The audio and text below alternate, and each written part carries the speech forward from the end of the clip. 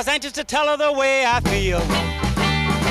so I told her softly and sincere, and she leaned and whispered in my ear, cuddling more and driving slow, with no particular place to go.